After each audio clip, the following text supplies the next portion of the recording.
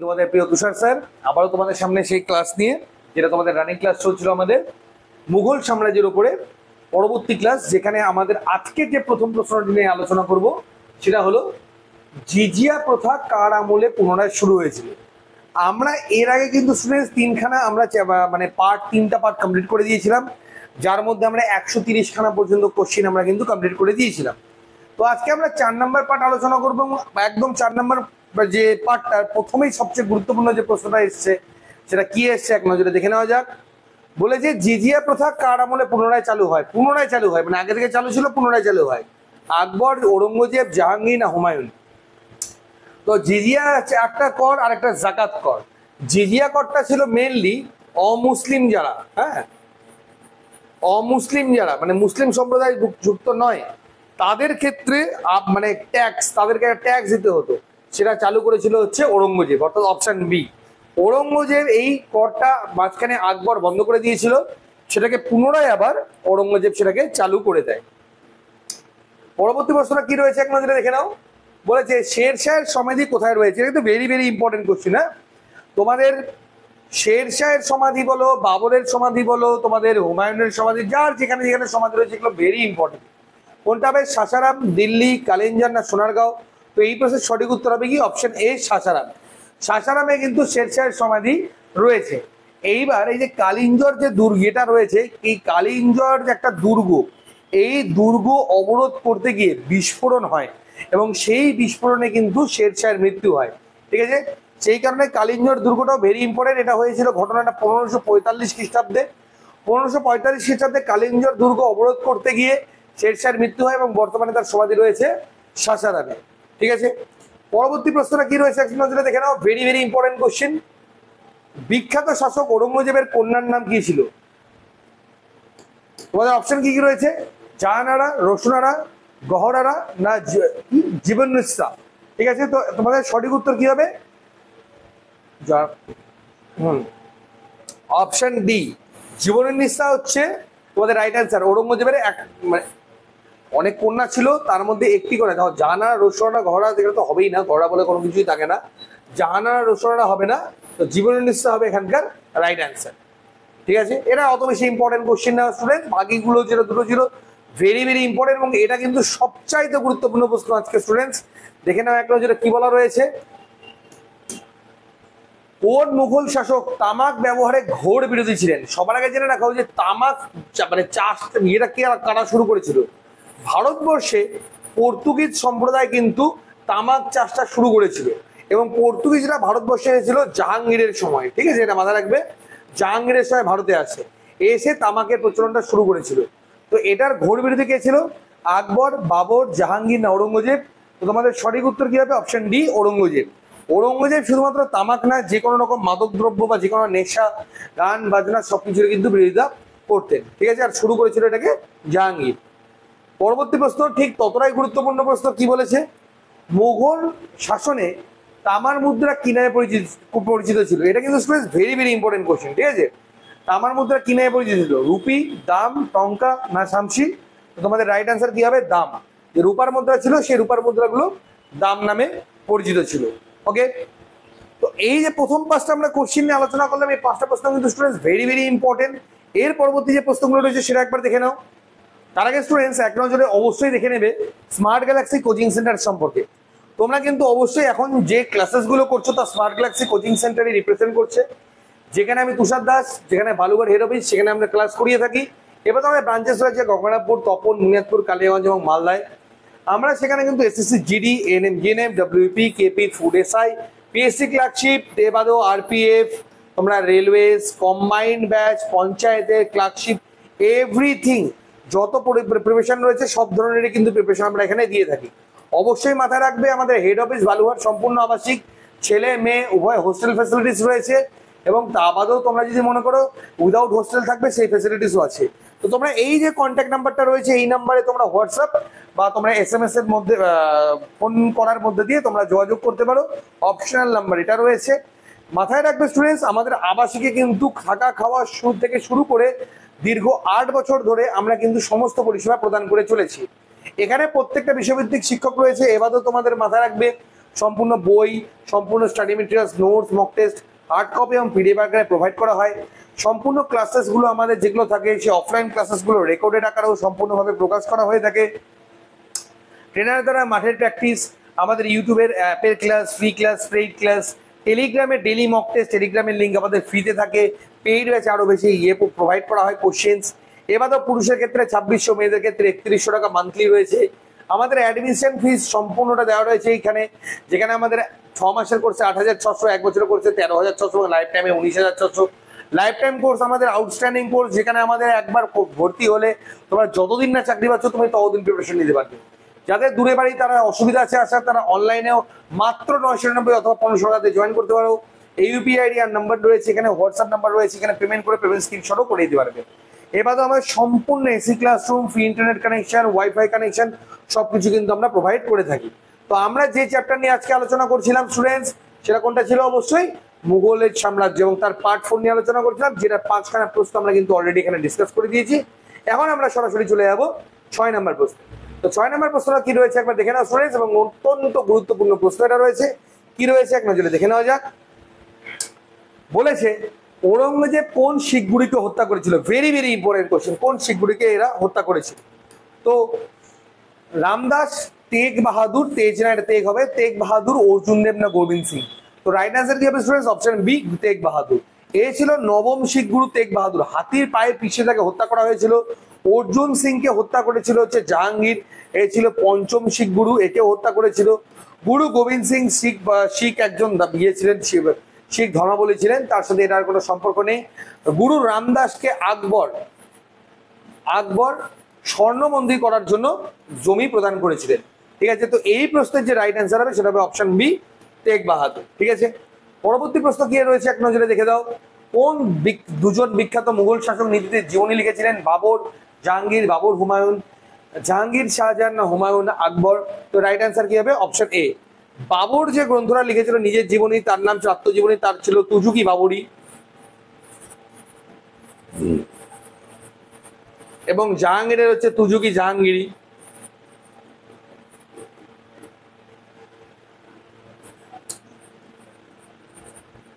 তুজুকি জাহাঙ্গীরি। এবার তো সেটা বাবর নামা নামেও পরিচিত এই গ্রন্থটা। ঠিক আছে, হুমায়ুনের উপরে যে গ্রন্থটা লেখা হয়েছিল সেটা লিখেছিল হুমায়ুন নামা। এই হুমায়ুন নামা গ্রন্থটা লিখেছিল তার হচ্ছে বোন। ঠিক আছে, আচ্ছা, জাহাঙ্গীর গেল, হুমায়ুন গেল। আকবরের উপরেও লেখা হয়েছিল আকবর নামা এবং আইনি আকবরী। আকবর নামা এবং আইনি আকবরী, এই দুটো গ্রন্থ লিখেছিল হচ্ছে আবুল ফজল। কিন্তু এই দুটো গ্রন্থ লিখেছিল। আবুল ফজল ছিল আকবরের 9 জন যে নবরত্ন ছিল, নবরত্নের মধ্যে কিন্তু একজন ছিল। ঠিক আছে, হুমায়ুন নামাটা লিখলাম না, এটা লিখেছিল গুলবদন বেগম। তার ভগিনী ছিল, সে লিখেছিল হচ্ছে হুমায়ুন নামা। ঠিক আছে, তো এখানে রাইট অ্যান্সার হবে অপশন এ, বাবর এবং জাহাঙ্গীর। পরবর্তী প্রশ্ন কি আছে দেখে নাও। মোগল রাজসভার ভাষা কি ছিল? মোগল রাজসভার যে ল্যাঙ্গুয়েজটা ছিল, তাদের যে লোকাল ল্যাঙ্গুয়েজ সেটাই ছিল। তো তাদের লোকাল ল্যাঙ্গুয়েজটা স্টুডেন্টস কি ছিল? আরবি, হিন্দি, ফার্সি না উর্দু? তো রাইট অ্যান্সার কি হবে আমাদের? ফার্সি ভাষায় তারা সম্পূর্ণ কথোপকথন করতো। এই ফার্সি ভাষাটাই ছিল মোগল সাম্রাজ্যের সরকারি ভাষা বা রাজসভার ভাষা। ওকে, তাই ওই সময়কার যে লেখাগুলো সেগুলো কিন্তু ফার্সি ভাষায় বেশিরভাগ লেখা হতো। আকবরের জমি রাজস্ব প্রথা কি নামে পরিচিত ছিল? বন্দোবস্ত প্রথা, জাপ্তি প্রথা, টোটলমানের রাজস্ব প্রথা না প্রত্যেকটি? তো রাইট অ্যান্সার কি হবে? অপশন বি, জাপ্তি প্রথা নামে পরিচিত ছিল। ঠিক আছে, আকবরের যে জমি রাজস্ব ব্যবস্থা সেটা কি নামে পরিচিত ছিল? আমাদের জাপ্তি প্রথা বলে পরিচিত ছিল। আচ্ছা, টোডরমল যদি বলি, টোডরমল ছিল হচ্ছে রাজস্ব মন্ত্রী। তোমার হলো আকবরের রাজস্ব মন্ত্রীর নাম ছিল টোডরমল। ঠিক আছে, ফাইন্যান্স মিনিস্টার এক কথায়। নেক্সট কোশ্চেন, মোগল সাম্রাজ্যের কোন শাসক হঠাৎ সিঁড়ি থেকে পড়ে মারা যান? তো গ্রন্থাগারের সিঁড়ি, অ্যাকচুয়ালি সিঁড়ি না, গ্রন্থাগারের সিঁড়ি থেকে পড়ে মারা যায়। মানে ভারতের ইতিহাসে সব থেকে দুর্ভাগ্যজনক রাজা বাবর, হুমায়ুন, জাহাঙ্গীর না ঔরঙ্গজেব? রাইট আনসার হবে হুমায়ুন। যদিও বা হুমায়ুন কথার অর্থ ভাগ্যবান, বাট এর ভাগ্য সবচাইতে খারাপ ছিল। এই গ্রন্থাগারের সিঁড়ি থেকে পড়ে গিয়ে হঠাৎ করে মারা যায়। ঠিক আছে, নেক্সট কোশ্চেন 141 নম্বর প্রশ্ন। আকবরের রাজসভায় হিন্দি ভাষার জন্য বিখ্যাত সভাকবি কে ছিল? লক্ষণ, সুরদাস, তুলসীদাস না আব্দুল রহিম খানি খানান? তো এটার অপশন তোমাদের 141 নম্বর প্রশ্ন তো রাইট। হ্যাঁ, তোমাদের অপশন কি হবে এখানে দেখো, সুরদাস, তুলসীদাস। তুলসীদাস তো আকবরের সভাতেই ছিল। এই দুজনেই সংস্কৃতে পারদর্শী ছিলেন। তুলসীদাসের বিখ্যাত গ্রন্থ কি? রামচরিত মানস। এটা একটা বিখ্যাত গ্রন্থ, পরীক্ষায় প্রায় এসে থাকে। এও ছিল আকবরের আমলে। কিন্তু এই হিন্দি ভাষার বিখ্যাত সভাকবি হবে অপশন ডি, আব্দুল রহিম খানি খানান। এ হিন্দি লেখা লিখতো। ঠিক আছে। হুমায়ুন কোহিনুর হীরা কার কাছ থেকে পেয়েছিল? গোয়ালিয়রের শাসক, শেরশাহ সুরি, বিকানেরের শাসক না যোধপুর শাসক? তো তোমাদের সঠিক উত্তর কি হবে? গোয়ালিয়রের শাসক। যখন গোয়ালিয়র তিনি যান এবং সেখানে রাজাকে তিনি হারিয়েছিলেন, হারানোর পরে গোয়ালিয়রের শাসককে হারিয়ে তিনি কিন্তু কোহিনুর হীরাটা গ্রহণ করেছিলেন এবং সেটা পরপর পিড়ি সেটা কিন্তু পার হতেই থাকে। Very very important another question. মনসব কথার অর্থ কি? মনসব কথার অর্থ হলো একখণ্ড জমি, একটি অফিস, একটি পদ না মাহিনা করা পদ। ঠিক আছে। তো রাইট অ্যান্সার কি হবে? মনসব যে কথাটি আছে, মনসব কথার অর্থই হলো আমাদের হলো পদমর্যাদা। মাথায় রাখে, পদমর্যাদা মনসব। রাইট অ্যান্সার হবে একটি পদ। পদ, মনসব কথার মানে হলো পদ, মানে তোমার নিজস্ব পদ। তুমি ধরে নাও রাজস্ব মন্ত্রী না সৈনিক না সিপাহী না মন্ত্রী, যা আছে সেই পদটা প্রদান করা হবে। পরবর্তী প্রশ্ন কি বলেছে? কার আমলে আহমেদ শাহ আবদালি ভারত আক্রমণ করেছিল? এবং এটা ভেরি ভেরি ইম্পর্টেন্ট কোশ্চিন, প্রায় আসে এসে থাকে। সেটা কি হবে? দ্বিতীয় আলমগীর, দ্বিতীয় আকবর, আহমেদ শাহ না দ্বিতীয় শাহ আলম? তো অপশন সি হবে এটা রাইট অ্যান্সার, আহমেদ শাহ আবদালি। তোমাদের এখন একটা প্রশ্ন আমি ছাড়বো, এটা প্রশ্নটা প্রায় পরীক্ষায় আছে। আহমেদ শাহ আবদালি এবং কার আমলে আহমেদ শাহ আবদালি ভারত আক্রমণ করেছিলেন? না, এটা তো অপশন গুলো সবই ভুল আছে এখানে। ওকে, এটা ছেড়ে দিচ্ছি স্টুডেন্টস। ওকে, এটা ছেড়ে দিচ্ছি, কোশ্চেনটা ভুল আছে। ঠিক আছে, নেক্সট কোশ্চেনে গেছে। দেখো কোশ্চেনটা ভুল আছে এখানে। ঔরঙ্গজেব কোন বাদ্যযন্ত্র খুব মানে ভালো বাজাতে পারতেন? তো কি হবে? ফুট, তবলা, বীণা না সেতার? তো রাইট অ্যান্সার কি হবে? অপশন সি, বীণা। সেই কারণে মুঘল যে ইয়েগুলো ছিল মানে মুদ্রা, সেখানে আমরা বীণার ছবি দেখতে পাই। কেননা ঔরঙ্গজেব কিন্তু খুব ভালো তিনি বীণা বাজাতে পারতেন। তিনি কিন্তু একজন বেশ ভালো মিউজিশিয়ানও ছিলেন। ঠিক আছে। শাহজাহানের পত্নী মমতাজ কত সালে মারা গেছিলেন? ও 1605, 1611, 1627 না 1631? তো আমাদের রাইট অ্যান্সার কি হবে? অপশন ডি, 1631 সাল। মমতাজ বেগম কত সালে মারা গেছিল? 1631 সালে। এটা পরীক্ষা ইম্পর্টেন্ট না? পরীক্ষা যেটা এসে থাকে কার উপরে মানে ভিত্তি করে সেই ইয়েটা বানিয়েছিল, তাজমহল বানিয়েছিল, সেটা হবে পত্নী মমতাজের সমাধির উপরে। এটা বেশি ভেরি ইম্পর্টেন্ট থাকে। গান্ধার শিল্প কোন যুগে বিকশিত হয়েছিল? এটা ভেরি ইম্পর্টেন্ট কোশ্চিন। মৌর্য যুগ, শুঙ্গ যুগ, কুষাণ যুগ না গুপ্ত যুগ? তো আমাদের এখানকার রাইট অ্যান্সার কি হবে? কুষাণ যুগ। মেনলি ছিল পুরুষপুর, কনিষ্কের আমলে। পুরুষপুরে ছিল গান্ধার শিল্পের মেন স্থান এবং সেটা কুষাণ যুগে কনিষ্কের আমলে সবচেয়ে বেশি বিকশিত হয়েছিল।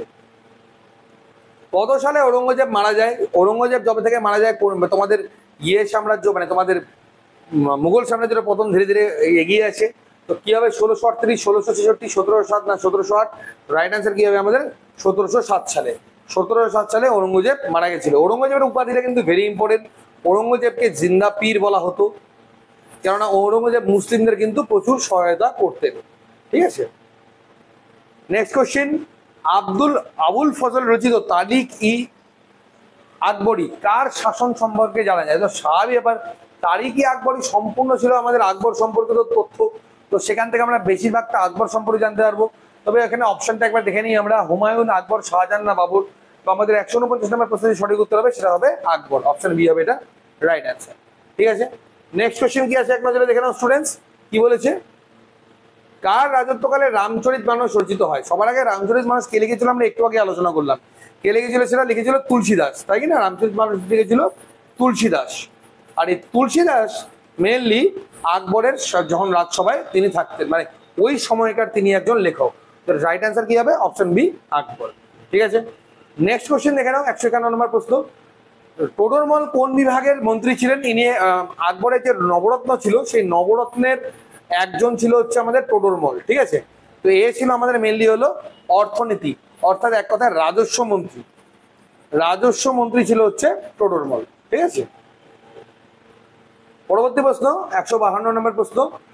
বাবরকে ভারত আক্রমণে কে আমন্ত্রণ জানিয়েছিল? ভারতে যখন লোদি বংশ চলছিল, শেষ আফগান মানে আর আফগান যারা ছিল লোদি বংশ, সেই লোদি বংশের মেনলি ছিল হচ্ছে এখানে অপশন হ্যাঁ আছে ইব্রাহিম লোদি। ইব্রাহিম লোদি যখন শাসনকাল ছিল শেষ লোদি সম্রাট 1526 সালে বাবরকে ভারতবর্ষে আক্রমণের জন্য মানে আহ্বান জানিয়েছিল ইব্রাহিম লোদিরই আরেক বংশধর, তার নাম কি দৌলত খাঁ লোদি। এই দৌলত খাঁ লোদি হচ্ছে মানে আমন্ত্রণ জানিয়েছিল যাতে করে ইব্রাহিম লোদিকে বাবর হারাতে পারে। ঠিক আছে, তো এর রাইট অ্যান্সার আমাদের কি হবে? অপশন সি হবে আমার এখানকার সঠিক উত্তর। ওকে, পরবর্তী প্রশ্নটা কি আছে এক নজরে দেখে নাও। কার আমলে মানে প্রচলিত মুদ্রা, যে আমার এখানে তামার মুদ্রা হলো দাম, শেরশাহ, আকবর, জাহাঙ্গীর না ঔরঙ্গজেব? তো আমাদের 153 নম্বর প্রশ্নের সঠিক উত্তর কি হবে? শেরশাহ। শেরশাহর আমলে যে প্রচলিত মুদ্রাটা ছিল তার নাম কি ছিল? আমাদের দাম। তো অপশন এ হলো আমার এখানকার রাইট অ্যান্সার। শেরশাহ শুধু মুদ্রায় প্রচলন করেনি, এবার তো গ্র্যান্ড ট্যাঙ্ক রোডও প্রচলন করেছিল, ঘোড়ায় করে যে ডাক টিকিট দেওয়া সেটারও প্রচলন করেছিল আমাদেরকে শেরশাহ। তোডরমল কে ছিলেন? বহুবার বললাম একই প্রশ্ন, কে ছিল? আকবরের রাজস্ব মন্ত্রী হবে এটা আমাদের সঠিক উত্তর। ঠিক আছে, কে আইনি আকবরী রচনা করেছিল? এবার আমাদের রিপিটেড কোশ্চেন হতে থাকবে, আমরা কেবলই ইয়ে করলাম। ঠিক আছে, তো আমাদের কি হবে? আইনি আকবরী করেছিল আকবরেরই নবরত্নের একজন, তার নাম কি ছিল? আবুল ফজল। এই আবুল ফজল শুধুমাত্র কিন্তু আইনি আকবরী যে লিখেছিল তা না, তার পাশাপাশি কিন্তু আকবর নামাও রচনা করেছিল। আর গুলবদন বেগম কি করেছিল? হুমায়ুন নামা, যে ছিল হুমায়ুনের ভগিনী। পরবর্তী প্রশ্ন, সুন্নি মুসলমানদের কাছে কে জিন্না পীর বলে পরিচিত ছিল? আমরা ক্যাব বলি স্টুডেন্টস ডিসকাস করলাম। ঔরঙ্গজেব, আকবর, বাবর না হুমায়ুন? রাইট অ্যান্সার কি হবে? Option A. ঔরঙ্গজেব ছিল হচ্ছে জিন্না পীর নামে পরিচিত সুন্নি মুসলিমদের কাছে, কারণ তিনি সুন্নি সম্প্রদায় থেকে বিলং করতেন, মানে ওই ভাবধারা নিয়ে চলতেন এবং তাদেরকে প্রচুর ডোনেট করতেন।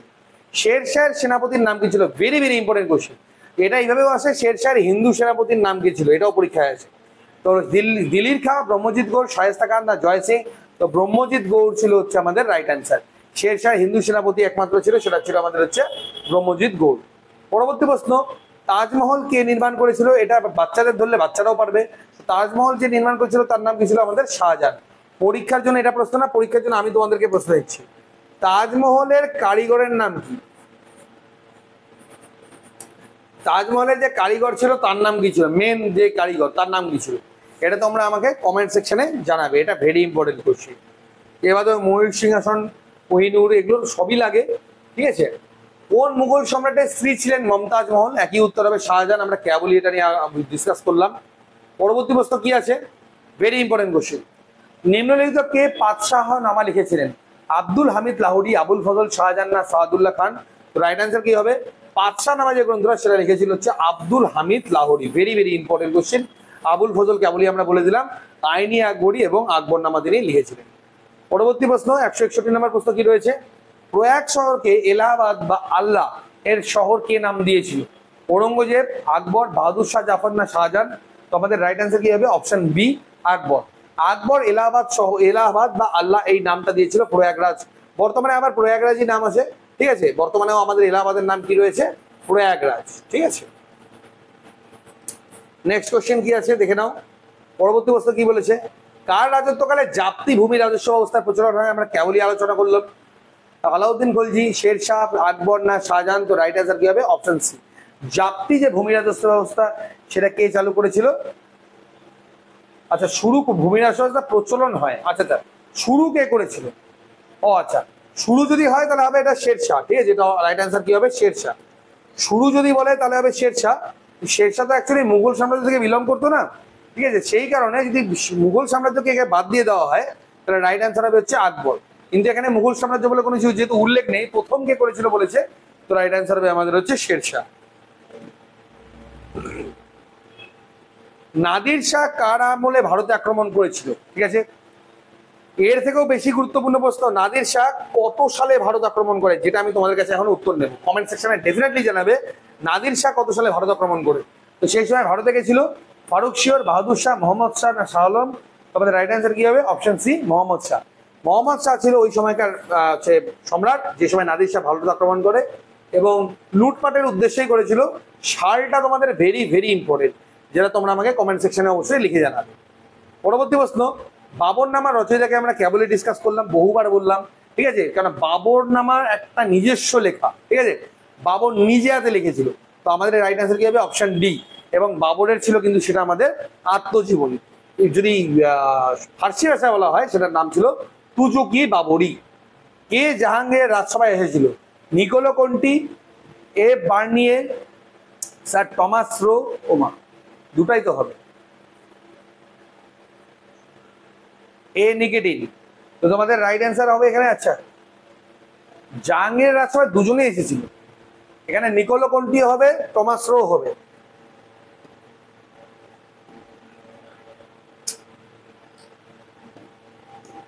তোমাদের যদি নিকোলো কন্টি বলা হয় সেটা ছিল 1608, আর টমাস রো এসেছিল 1615 সালে, ঠিক আছে। তো দুটো অ্যান্সার হবে। যাই হোক, এখানে একটু হয়তো কোশ্চেনটা আছে, এখানে অ্যান্সার নেওয়া রয়েছে টমাস রো, ঠিক আছে। টমাস রোই মেনলি জাহাঙ্গীরের রাজসভায় উপস্থিত হয়েছিল, হাজির হয়েছিল। নিকোলো কন্টি যদিও বা হাজির হয়নি। তো আই থিঙ্ক সেই হিসেবে এটাকে কনসিডার করে এটার অপশন সি এটার উত্তর নেওয়া হয়েছে, ঠিক আছে। তো টমাস রো 1615 সালে জাহাঙ্গীরের রাজসভায় ছিল এবং সুরাটে প্রথমবারের জন্য ব্যবসা করার জন্য সেখানকার পারমিশন নিয়েছিল। আকবরের কোনটি জয় করতে পারেননি? কাশ্মীর, বাংলা, বিহার, আসাম। তো রাইট অ্যান্সার হবে আসাম। এটা মোটেও অত ইম্পর্টেন্ট কোশ্চেন না, নোট ডাউনও করার প্রয়োজন নেই স্টুডেন্টস। নেক্সট কোশ্চেনে এগিয়ে যাচ্ছি। কার শাসনকালে ইস্ট ইন্ডিয়া কোম্পানি ভারতের প্রথম বাণিজ্য কুঠি নির্মাণ করেছিল? আমি কেবলই আলোচনা করলাম সুরাটে, ঠিক আছে। টমাস রো যেটা পারমিশন নিয়েছিল সেটা নিয়েছিল আমাদের জাহাঙ্গীরের কাছ থেকে, ঠিক আছে। ইস্ট ইন্ডিয়া কোম্পানিকে রিপ্রেজেন্ট করতো টমাস রো, যে বাণিজ্য কুঠি নির্মাণের জন্য পারমিশন নিয়েছিল আমাদের জাহাঙ্গীরের কাছ থেকে, এবং সে সেটা দিয়েছিল। আবুল ফজলের রচনায় অবর্ণিত মুঘল চিত্র শিল্পীকে চিহ্নিত করো। ফারুক, মুশকিল, মনসুর না মুকুল? তো আবুল ফজলের যে বিখ্যাত যে চিত্রশিল্পী ছিল মুঘল সাম্রাজ্যের, সেটা হলো আমাদের মনসুর। এটা প্রত্যেকেই হয়তো তোমরা নামটা শুনেছো। মনসুর ছিল ওই সময়কার বিখ্যাত চিত্রশিল্পী, যাকে এক নামে সকলেই চিনত, ঠিক আছে। পরবর্তী প্রশ্ন কি রয়েছে? ইবাদতখানা হলো প্রকৃতপক্ষে কি? বসবাসের জন্য সুন্দর গৃহ, সমস্ত ধর্ম আলোচনার জন্য নির্মিত গৃহ, খাওয়ার জন্য ব্যবহৃত গৃহ, না ওপরের কোনোটিই নয়? তো রাইট অ্যান্সার কি হবে? সমস্ত ধার্মিক যে আলোচনা ছিল সেই ধার্মিক আলোচনাগুলোর জন্য নির্মিত গৃহ হচ্ছে আমাদের ইবাদতখানা। এবং লাস্ট কোশ্চেন আমাদের কি আছে দেখে নেব একটা, ও শেষ। তো যাই হোক স্টুডেন্টস, আমাদের কোশ্চেন ছিল এতটাই, মুঘল সাম্রাজ্য থেকে এতটাই আমাদের প্রশ্ন ছিল। আমরা এরপরে আলোচনা করব পরবর্তী মুঘল যে সাম্রাজ্যগুলো রয়েছে, যেমন শিবাজি, মারাঠা, এরা যারা এসেছিল তাদের সম্পর্কে আলোচনা করবো, সেটা আমরা ডেসক্রিপটিভ বইতেই চলে আসবো। আজকে ম্যাথের ক্লাসটা আমাদের হয়নি, একদম এতটা ব্যস্ততা থাকার কারণে মাঝে মাঝে মিস হয়ে যাচ্ছে। অসুবিধার ব্যাপার নেই, যেভাবে আমরা করাচ্ছি সেভাবে গেলে করতে থাকো। তোমাদের অবশ্যই ক্লাসগুলো কিন্তু পরীক্ষার আগে ভেরি ভেরি ভাইটাল হয়ে যাবে। তো একেবারে ক্লাসগুলো না করে ধীরে ধীরে করতে থাকো, এবং অবশ্যই খাতা কলম নিয়ে কিন্তু বসে পড়তে হবে স্টুডেন্টস। খাতা কলম নিয়ে বসো, ক্লাসগুলো কন্টিনিউ করো, দেখবে তোমাদের কিন্তু পরীক্ষার আগে সম্পূর্ণ সিলেবাসটা রেডি করে দেবো, এবং সঠিক প্রিপারেশনের মধ্যে তোমরা কিন্তু সঠিক প্রস্তুতিও পেয়ে যাবে। ওকে ডিয়ার স্টুডেন্টস, তো আজকের ক্লাসটা এতটাই। পরবর্তী ক্লাসটা তোমার সঙ্গে দেখা হচ্ছে কালকে সকালে, দুপুরে আমার সাথে দেখা হচ্ছে। সকালে তো জাকির স্যার থাকছে, এবার তো জিএনএম এর ক্লাস চলছে, সেই ক্লাসও তোমরা করতে পারো, ঠিক আছে। তো আজকের মতো এতটাই, ধন্যবাদ।